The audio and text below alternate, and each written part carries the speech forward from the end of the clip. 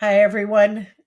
It's Amy Lindner-Lesser, your host of Introspection, Grief to Growth, and welcome back.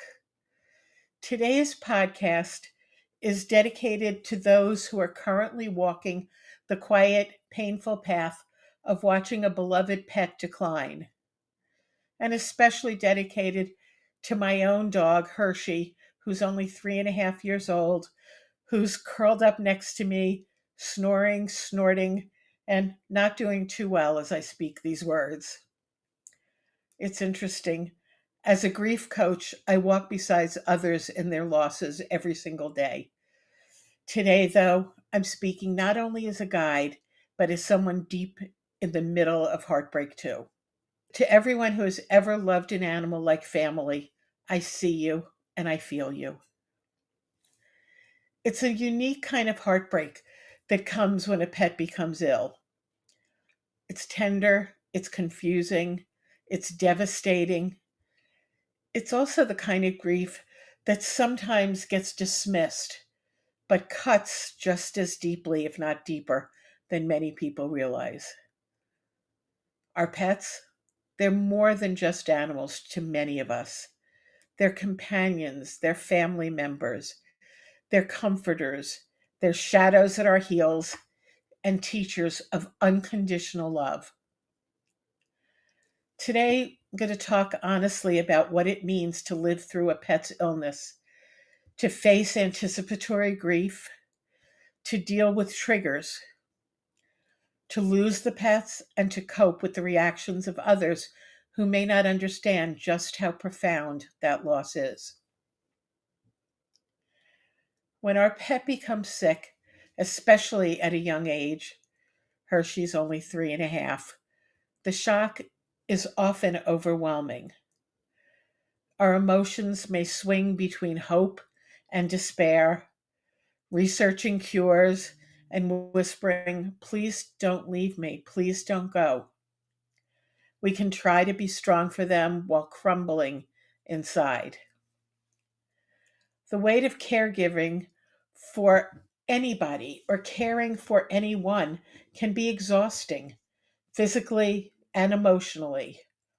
Monitoring every breath, questioning every choice, worrying if what you're doing is enough or if you're doing too much.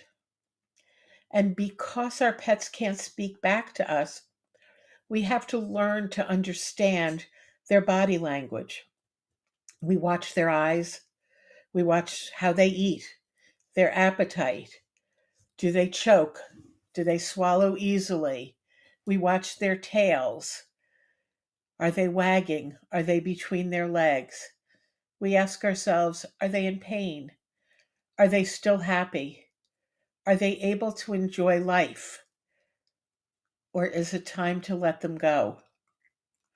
These are some of the hardest questions we, as parents, as caregivers, as pet lovers, owners, will ever have to face. And it's real. Anticipatory grief is very real and it's brutal. It may start with a simple or not so simple trigger.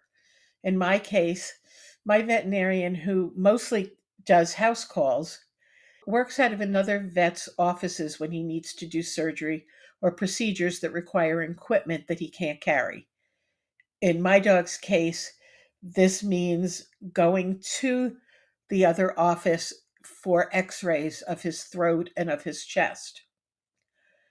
What's also unfortunately the case is that the office that my vet works out of is the office of a veterinarian who gave me the news that my last dog had cancer and that it was terminal. He was less than caring.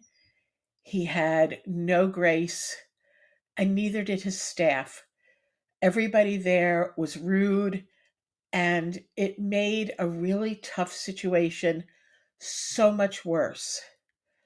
And I vowed and actually switched veterinarians to one that I used to use when I lived back in Massachusetts and drove an hour and 15 minutes or consulted by phone to not have to go back to this other vet. So the idea that tomorrow morning I will be bringing my current dog to that same office is producing a lot of anxiety and trauma. I'm reliving the trauma of going to that office. So I'm making myself strong, and I keep reminding myself this is a different dog, this is a different doctor. I like this doctor, I trust this doctor, and I like his staff. So I'm trying to stay in the present and not allow myself to go back to the past. But let's get back to anticipatory grief. With anticipatory grief, we start mourning before the goodbye even happens. You might find yourself crying at unexpected times. You might feel guilty for thinking ahead to your loved one's death and guilt for not thinking about it enough. It's a liminal space where every day could be their last. You're loving and letting go at the same time. It's those two emotions happening at the same time. This kind of grief is often disoriented because nothing final has happened, yet everything is already changing. You find yourself thinking about the future, about time when they're not here, and yet trying to enjoy every moment that you have. Be gentle with yourself. Allow yourself to grieve as the grief and the sorrow comes and hits you. There is no too soon when it comes to your heart. Don't try to push things away. And that's now and it's after. When it's time to say goodbye, it doesn't matter how prepared you thought you were. It can still break your heart. It can still break you. The silence afterwards is deafening. The absence is everywhere. The empty bed, the untouched leash, the toys that are still strewn all over your house, and the instinct to look for them when you come back into your home. And sometimes in the middle of that pain, you might hear whispers from outside, from well meaning friends and family. He was just a dog. She was just a cat. You'll get another one. At least it wasn't a person. Ow and wow. The words don't just miss the mark, they wound. And they wound pretty deeply. Grief is not a hierarchy. You can't measure it in steps, and this one is more important or worse than another one. Every grief is different and hurtful and painful, and you have the right to mourn your loss, whatever it is, fully and deeply. Your pain is valid. Your heartbreak is sacred. And maybe I should add here, it's more than the right to mourn the loss. It's the responsibility to both your loved one and to yourself to mourn the loss deeply and fully. One of the things that I tried to do, not realizing how hurtful it was, when my husband passed, I had a long time of dealing with his cancer and his decline and doing a lot of anticipatory grief. I thought after he died, I thought I had done all my grieving. I hadn't, but I tried to rush through it. And instead, I ended up having a harder time going through it. And it took probably longer than had I allowed myself to continue to grieve after his actual death. Losing a pet means losing a part of your daily rhythm, a part of your home, a part of yourself. Did you get up every morning to walk a dog or to feed them? How does your daily routine change? And how can you honor that pet, that animal, that person even? Here are a few ideas. Create a ritual, light a candle, tell stories, have a celebration of life, look through photos. You can write a letter to them. You can record a message, record a video, and say the things that you didn't get to say enough to them, or maybe the things that you didn't get a chance to say. Let them know how grateful that you were. You can plant something in their honor, a living memory that grows as your love continues. Talk to them, whether you speak it just in your heart, in prayer, or out loud. We know that grief doesn't mean forgetting. It means remembering, with love and pain going hand in hand, side by side, or hand in paw. Before I close, I want to make sure to talk to those of you who are supporting a loved one or a friend who have either recently lost a four-legged companion or they're going through it right now. If you're here to understand what someone is going through, thank you. Thank you for being that kind of person who wants to walk with someone grieving.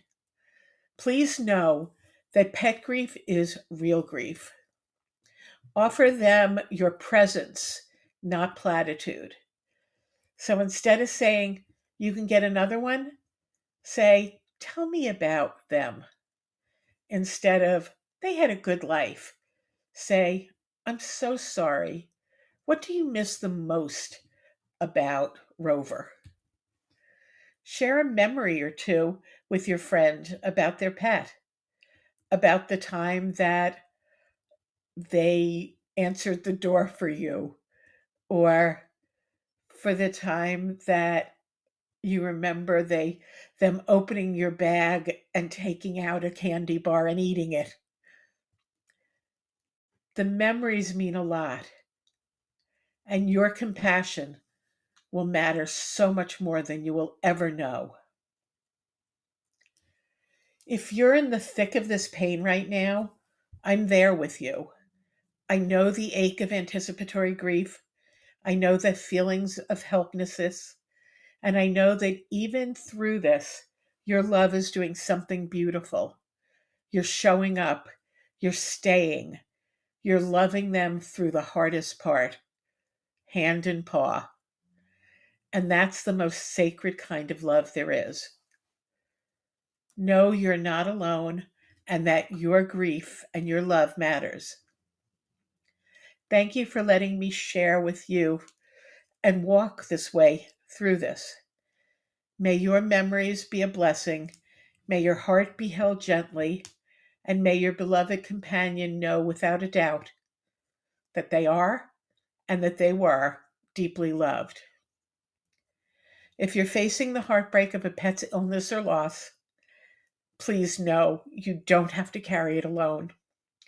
Whether you're in the fog of anticipatory grief, wrestling with impossible decisions, or aching in the quiet after the goodbye, this kind of love and this kind of loss deserve tenderness, dignity, and support.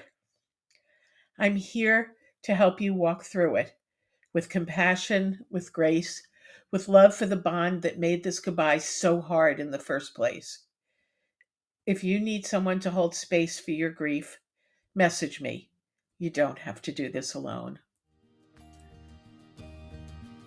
If you liked what you heard on this podcast and want to hear more, please follow us and tell your friends. You can also find me on Facebook at Amy Lindner-Lesser, Grief to Growth Life Coaching, and on LinkedIn at